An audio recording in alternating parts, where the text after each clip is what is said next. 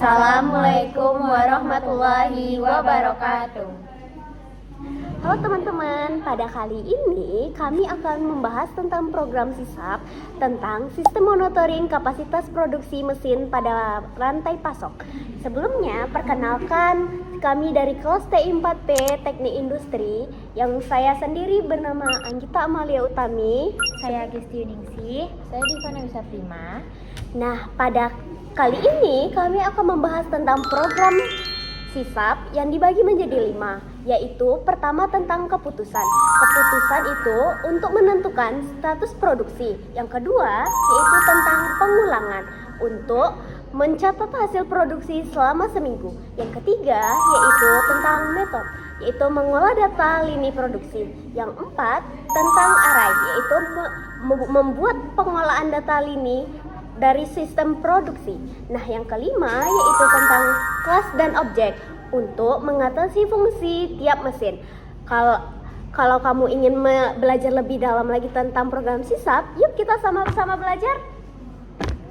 Nah, selanjutnya kita membahas tentang studi kasus dari program SISAP ini. Nah, studi kasus ini saya mengambil dari PT Cahaya Industri memproduksi barang menggunakan beberapa mesin dan lini produksi setiap hari dengan total target 1000 unit dan batas maksimal cacatnya adalah 2%. Data produksi dan jumlah barang cacat yang dicatat setiap hari untuk menentukan status produksi yaitu aman, waspada, atau kritis. Selain itu, perusahaan merekap hasil produksi selama 7 hari untuk mengetahui total dan rata-rata produksi hari dengan hasil yang tertinggi dan terendah, serta jumlah hari yang mencapai target. Perusahaan juga mengevaluasi 8 lini produksi guna mengetahui lini yang paling produktif dan yang paling rendah. Setiap mesin produksi dinilai berdasarkan target, hasil aktual, dan jumlah cacat untuk menghitung efisiensi serta menentukan apakah mesin normal, perlu pengawasan, atau memerlukan perawatan. Berikut algoritma berdasarkan flowchart tersebut. Algoritma sistem yang pertama yaitu mulai, kedua input pilihan menu 0 sampai 5, yang ketiga proses sesuai pilihan. Pilihannya ini terdapat 5. Yang pertama yaitu program keputusan, 2 program perulangan, ketiga array, 4 kelas dan objek, 5 jalankan semua. Keempat, jika pilihan kita pilihan nomor 1 yaitu program keputusan, maka jika produksi lebih dari 1000 dan cacat kurang dari 2%, maka statusnya aman. Nah, jika tidak dan produksi masih 800, maka statusnya waspada. Nah, jika produksi di bawah 800, maka statusnya kritis. Nah, yang kelima, jika tidak memilih nomor 1, kita juga bisa memilih nomor 2, 3, 4, atau 5. Maka jalankan program sesuai menu yang kita pilih. Nah, nomor 6, tampilkan hasil laporan atau status total. 7, kita bisa tanya, pilih menu lagi. Jika kita pilih ya, maka dia akan kembali ke langkah 2, input pilihan menu. Jika tidak, pilih 0, maka kita akan lanjut ke langkah nomor 8. Langkah nomor 8 yaitu adalah selesai. Selanjutnya kita masuk kepada flowchart, yaitu dimulai dari mulai, kemudian input pilih menu 0 sampai 5, pilih program yang dimulai dan langsung meminta pengguna untuk menentukan menu dari 0 angka 0 sampai 5. Kemudian masuk kepada proses sesuai pilihan. Sistem memproses sesuai angka yang dipilih. 1 untuk keputusan, 2 untuk perulangan, 3 untuk array, 4 untuk kelas objek, dan 5 untuk menjalankan semua sekaligus. Selanjutnya itu pilih menu 1. Pada menu 1 terdapat program keputusan. Di sini flowchart bercabang. Kalau pengguna memilih menu 1, alurnya memasuki ke logika pengecekan status produksi. Kalau bukan, artinya pilih 2, 3, 4, atau 5. Alurnya langsung menuju ke kotak tampilan hasil. Karena ketiga program itu punya logika sendiri dan tidak digambarkan secara detail, cukup diwakilkan dengan jalur. Nah, pada flowchart selanjutnya yaitu ada tampilan produksi besar sama dengan 1000 dan cacat kecil sama dengan 2%. Kalau pilihannya memang 1, sistemnya mengecek 2 syarat sekaligus. Apakah produksi sudah mencapai target 1000 unit dan apakah presentasi cacatnya masih di bawah 2%. Dari sini ada 3 kemungkinan hasil. Kalau 2 syarat itu terpenuhi berarti statusnya aman. Yang kedua, Kalau produksinya sudah capai target tapi cacatnya lebih dari 2%, masih di atas 800 tapi gagal di syarat cacat, statusnya itu waspada. Yang ketiga, kalau produksinya di bawah 800, statusnya kritis. Nah, berikutnya adalah tampilan hasil atau laporan status total. Apakah program yang dipilih dan apapun hasilnya aman, waspada, kritis, dan program ini semuanya bermuara di satu titik yang sama, menampilkan hasil pada layar. Nah, pada flowchart selanjutnya yaitu pilih menu lagi. Setelah hasil ditampilkan, sistem bertanya apakah pengguna ingin kembali ke menu. Kalau jawabannya ya, alur kembali ke awal. Input pilih menu. Ini membuat program bisa dipakai berulang-ulang tanpa perlu dijalankan ulang dari nol. Nah, jika kita pilih tidak, maka tampilannya itu pilihannya 0 dan selesai. Kalau pengguna tidak lagi ingin melanjutkan, maka program ini berhenti dan flowchart berakhir di selesai. Intinya, flowchart ini menggambarkan program sebagai sebuah loop menu. Setiap kali selesai memproses satu pilihan, sistem selalu kembali bertanya, lanjut atau berhenti, sehingga pengguna berkali-kali mengakses kelima program ini secara berkali-kali dalam satu kali menjelaskan aplikasi. Baik, di sini saya akan menjelaskan tentang keputusan pada program pertama, yaitu di sini kita punya dua kantata dengan target bernilai 1000 unit dan batas rejectnya bernilai 2%. Program ini meminta input dua data dari pengguna, jumlah produksi hari ini dan jumlah unit yang cacat. Setelah itu, kita hitung presentasi cacat yang menggunakan rumus cacat dibagi produksi dikali 100. Perhatikan standar operatornya di sini. Kalau produksinya lebih dari 0, kita hitung. Kalau tidak, hasilnya 0. Ini untuk menghindari bagian error dengan nilai yang 0. Lalu, kita masuk kepada logika if-else yang berantai. Nah, jika produksinya mencapai target dan cacatnya di bawah 2%, statusnya aman. Jika produksi mencapai target tapi cacatnya di atas 2%, statusnya waspada. Nah, jika diproduksi di atas 80%, targetnya juga waspada. Selain itu juga kritis.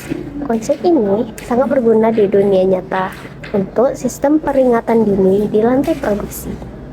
Selanjutnya, saya akan menjelaskan program dari perulangan. Di sini, kita menggunakan for loop untuk mengumpulkan data produksi selama 7 hari berturut-turut. Setiap iterasi, program meminta input hasil produksi perharinya, lalu menambahkan ke variabel total, mengecek apakah nilai tertinggi atau terendah sejauh ini, dan menghitung berapa hari menghasilkan capai target 1000. Perhatikan ini cara menganalisasikannya tertinggi dengan int min value dan terendahnya adalah max value. Ini adalah teknik standar untuk mencari nilai maksimum dan minimum menggunakan perulangan. Setelah loop itu selesai, kita tampilkan ringkasan mingguan, total rata-rata, harian terbaik dan terburuk, serta berapa hari mencapai target.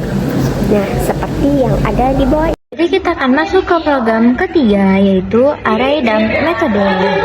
Jadi di sini kita punya data statis dua array yang dibagi pula menjadi dua. Yang pertama itu nama line. Jadi nama line ini menjelaskan bahwa array string berisi nama 8 lini produksi. Yang kedua, kita menjelaskan tentang produksi. Jadi produksi sendiri itu menjelaskan tentang array integer berisi hasil masing-masing lini. Nah, yang menarik di program ini adalah pengguna metode terpisah untuk setiap operasi.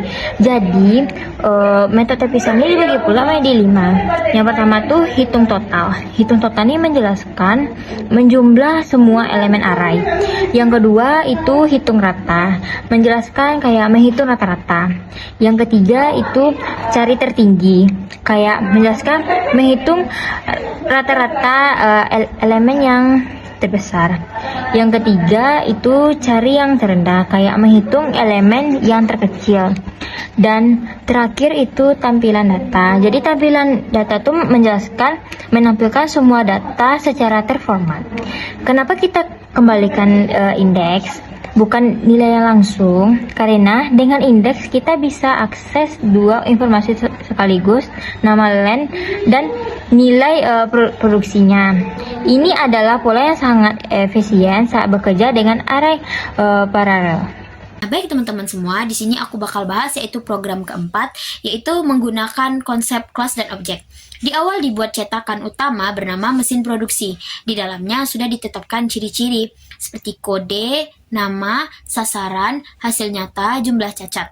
Nah, juga ada cara kerjanya seperti rumus efisiensi, persen cacat, penentuan kondisi, dan cara penampilan laporan. Saat berjalan, program meminta kita memasukkan beberapa banyak mesin yang ada, lalu data masing-masing satu persatu pada mesin tersebut. Contohnya sesuai laporan kita, yaitu yang terdapat 3 mesin, mesin M01, mesin M02, mesin M03. Nah, setelah selesai diisi, program membuat objek mesin satu persatu dan lalu akan menghitung dan memberikannya status. Nanti kalau udah kita masukkan semua nih, bakal muncul statusnya. Statusnya seperti misalkan, jika di atas 90%, efisiensinya berjalan dengan baik. Nah, jika di antara 70 sampai 90, perlu dipantau lagi. Nah, jika di bawah 70, perlu perawatan. Nah, yang dari aku jelasin tadi, itulah fungsi dari objek dan kelas. Hasil running dari program. Untuk menjalankan program, jangan lupa memilih debug dan kontrol F5. Program pertama adalah keputusan. Tujuannya untuk mengecek status produksi secara kuantitas dan kualitas. Nah, begitu program dijalankan, kita langsung disambut dengan menu utama. Ada 6 pilihan, dari angka 1 sampai 5 untuk menjalankan masing-masing program, dan angka 0 untuk keluar. Mari kita coba satu persatu, dimulai dari program pertama, yaitu program keputusan.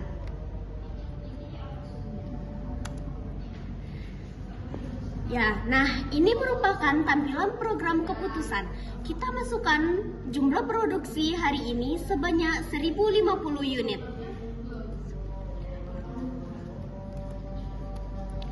Dengan 30 unit cacat.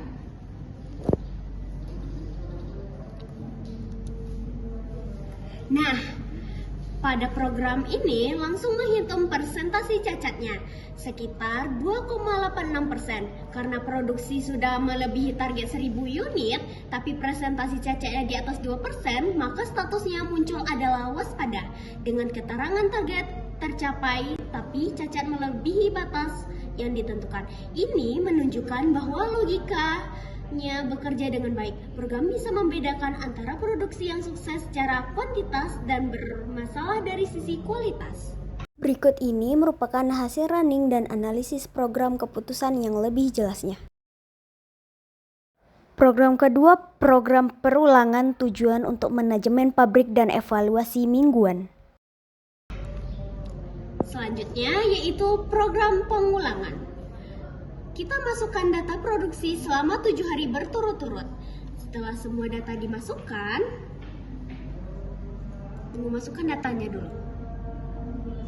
Data pertama kita memasukkan program yaitu 1050. Ya.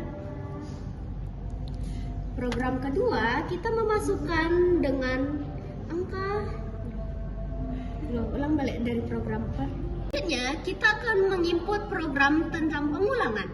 Kita akan memasukkan data produksi selama 7 hari berturut-turut. Nah, dengan data input yaitu pada hari pertama yaitu 1050, hari kedua 980, hari ketiga 1120, hari keempat 870, hari kelima 1000, dan hari keenam 760. Dan hari ke-7 1200. Setelah data dimasukkan, program langsung menampilkan ringkasan total produksi minggu ini, yaitu dengan total 6.980 dengan rata-rata 997,14 dan paling tertinggi yaitu 1.200 pada hari ke-7 dan terendahnya pada 760 pada hari ke-6. Dan capaian sasarannya itu 4 dari 7. Ini jadi insight penting untuk manajemen pabrik untuk evaluasi mingguan. Berikut ini hasil running dan hasil program analisis dari perulangan. Next, program ketiga adalah array dan metode. Tujuannya mengecek kualitas lini produksi terburuk dan terbaik dalam produksi. Selanjutnya, kita akan menjalankan program dari array dan metode. Nah, pada program ini kita memiliki 8 unit lini produksi. Nah, yang pertama, lini cetak produksi.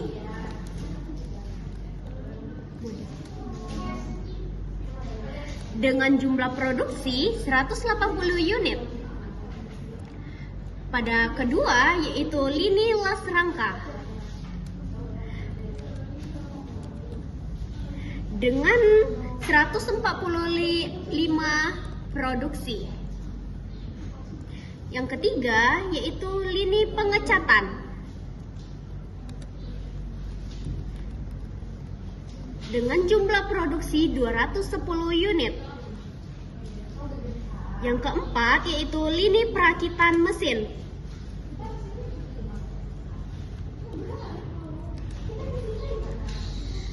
Dengan jumlah produksi 95 unit. Next, lini perakitan interior.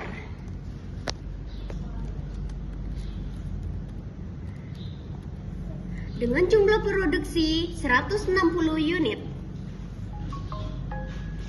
Lini yang ke-6 adalah lini pasangan roda dengan jumlah unit 130.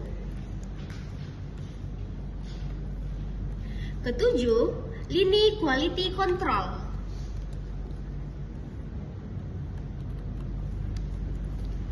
Dengan jumlah produksi 75 unit.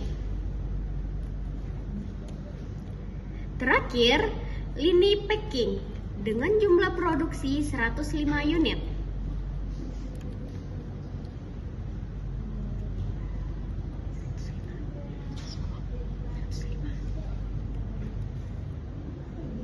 Nah, ini merupakan hasil dari running dari program array dan metode. Nah, kita memperoleh jumlah total yaitu 1100 unit dengan rata-rata 137,50 dan terbaik pada lini pengecatan berjumlah produksi 210 unit dan terburuk pada lini quality control dengan jumlah produksi 75 unit.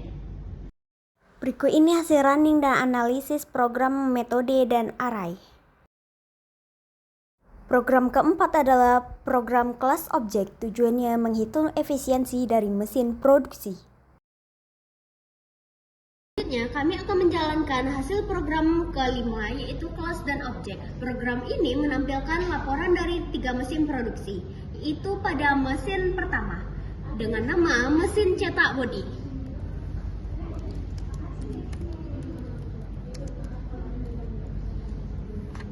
Dengan jumlah sasaran yaitu 500. Hasil nyatanya 480 dan memiliki cacat 8. Selanjutnya pada mesin kedua dengan nama mesin yaitu mesin las rangka. Dengan jumlah sasaran 400. Hasil nyatanya yaitu 260 dan memiliki cacat sebesar 15. Selanjutnya pada mesin ketiga dengan nama mesin yaitu perakitan akhir.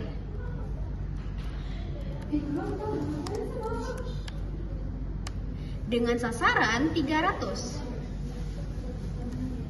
Hasil nyatanya 300. Dan memiliki cacat sebesar 3. Nah, pada akhir ini program menjumlahkan total produksi dari ketiga mesin tersebut dengan jumlah 1040.